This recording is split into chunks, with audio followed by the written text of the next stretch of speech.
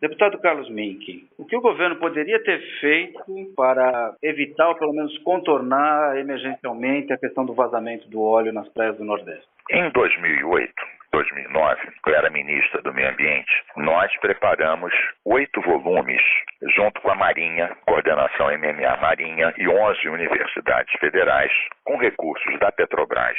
Fizemos um mapeamento das bacias todas, Rio, Salvador, Santos, do impacto do óleo derramado, da sensibilidade do litoral ao óleo derramado. Cada um desses volumes tinha fotos, mapas, direção dos ventos, das marés, áreas de tartarugas, manguezal, rota de golfinhos, baleias, etc.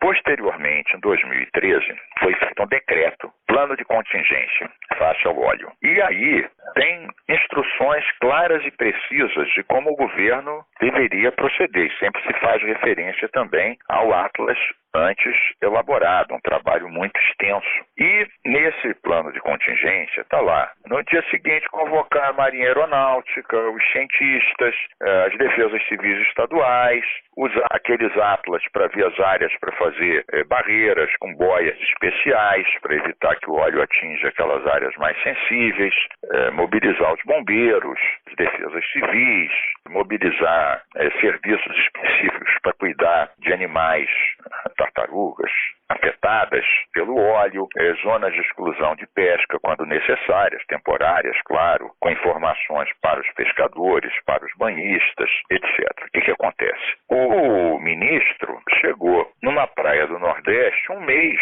depois do acidente, o ministro Salles, que disse que era necessário tomar medidas urgentes.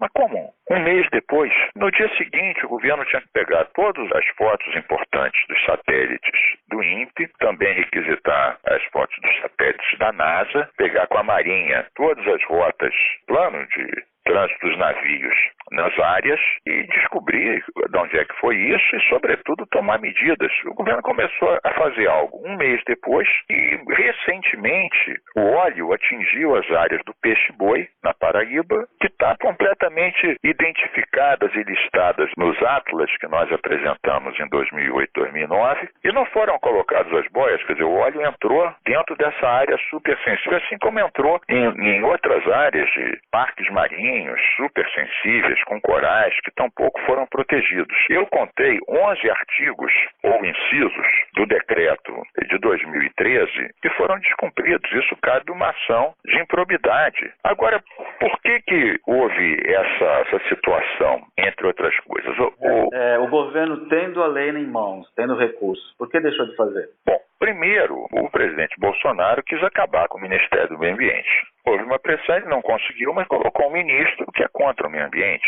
que não acha o desmatamento grave, que não gosta dos índios, como o Bolsonaro não gosta, que não acredita em mudanças climáticas. Ele não acredita na ciência. Então, quais foram as medidas?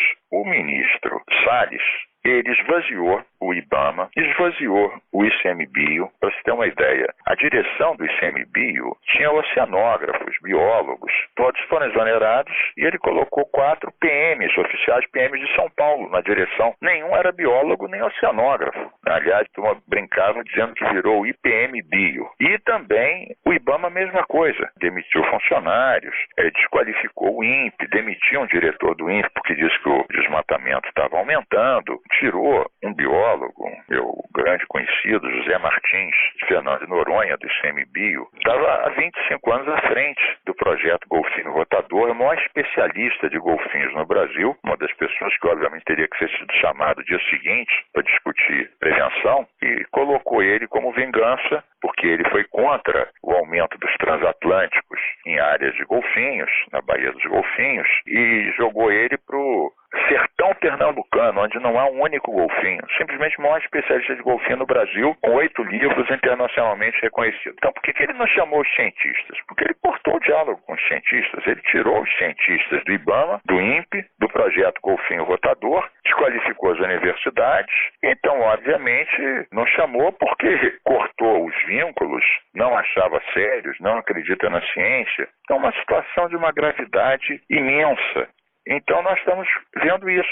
E correu para apontar um inimigo externo muito conveniente, a Venezuela. Ocorre que mesmo que o óleo seja venezuelano, provavelmente não foi um navio venezuelano que transportou, porque até por medo de serem arrestados pelos Estados Unidos ou aliados, a Venezuela tem transportado esse óleo, petróleo, derivados, em navios dos seus compradores, sobretudo russos, indianos e outros países. Então, atrás de um inimigo externo conveniente, ele deu uma de inspetor Clouseau, quer dizer, não fez o que deveria fazer, descumpriu suas obrigações, não falou com os cientistas, correu atrás e ainda por cima correu atrás de uma maneira precipitada e irresponsável. Então é uma tristeza o que a gente está vendo, como eles em tão poucos meses destruíram tantas coisas que a gente construiu em outras gestões, como o próprio Fundo Amazônia. Eu só acrescento mais uma, ligado, por exemplo, à questão dos lotes que foram oferecidos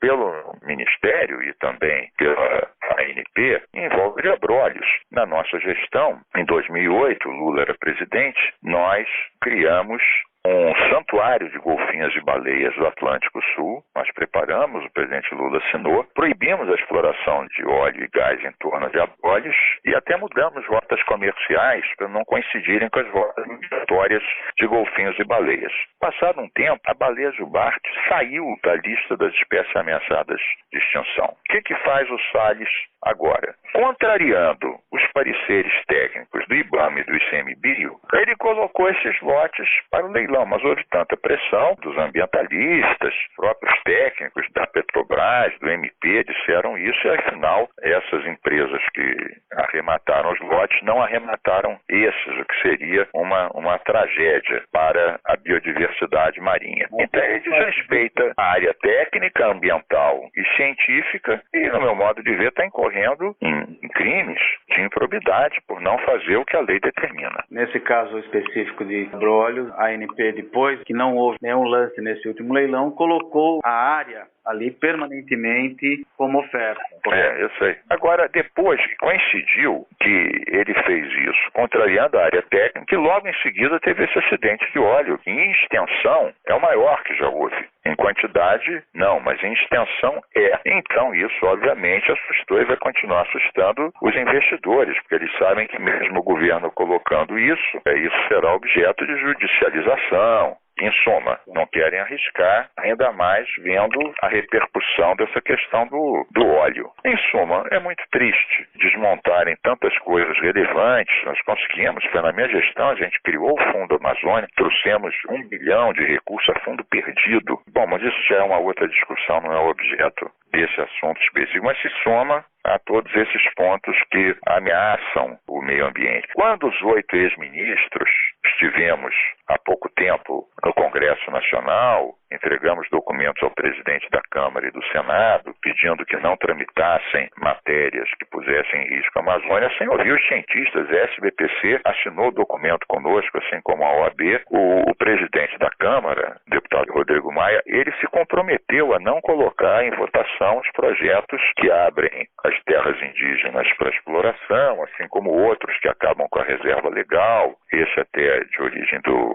senador Flávio Bolsonaro. Esse ponto o governo brasileiro despreza os cientistas, mas o Congresso quer ouvi-los. Então isso para nós foi uma coisa importante. Vamos continuar trabalhando, denunciando, mostrando para impedir que ameacem o nosso patrimônio e destruam os instrumentos e as instituições que levaram tanto tempo para serem criadas, reforçadas e reconhecidas. Deputado, uma outra questão. Ainda há muitas dúvidas sobre a origem desse óleo. É possível afirmar quais seriam as causas? E em 2018, a agência Reuters publicou uma matéria de que um choque entre navios com vazamento não foi comunicado às autoridades brasileiras e que havia uma fragilidade de fiscalização. Poderia ser... Sobre esse ponto, realmente, eu sei mais o que tem sido publicado. Tem esse estudo recente dos cientistas aqui da COP que fizeram uma simulação que mostra uma área a 600 quilômetros do litoral, provavelmente. Pode ser um navio pirata, pode ser um choque não comunicado. Na verdade, o que é certo é que o governo não agiu como deveria. Agiu muito tarde, desprezou um trabalho que foi feito minuciosamente pelas universidades, pela MA e pela Marinha, com recursos até da Petrobras, descumpriu 11 artigos ou incisos do decreto que criou o Plano Nacional de Contingenciamento, Então é uma situação realmente triste. Quanto à origem, isso está sendo investigado, agora é muito mais difícil uma investigação mês e meio depois dos fatos ocorrerem. Independente da investigação, a gente vê que o óleo continua chegando em regiões protegidas que já haviam sido elencadas, mapeadas e consideradas prioritárias em 2009, há 10 anos atrás. É mais uma coisa triste para... Muito triste, mas a gente não vai desanimar e vamos continuar resistindo com dignidade. O senhor que já enfrentou a ditadura, já teve um... Exatamente, não é a primeira vez, já vimos isso e temos casca grossa. Vamos continuar. Deputado estadual Carlos Mink, muito obrigado pela sua... Nada, obrigado você, um forte abraço.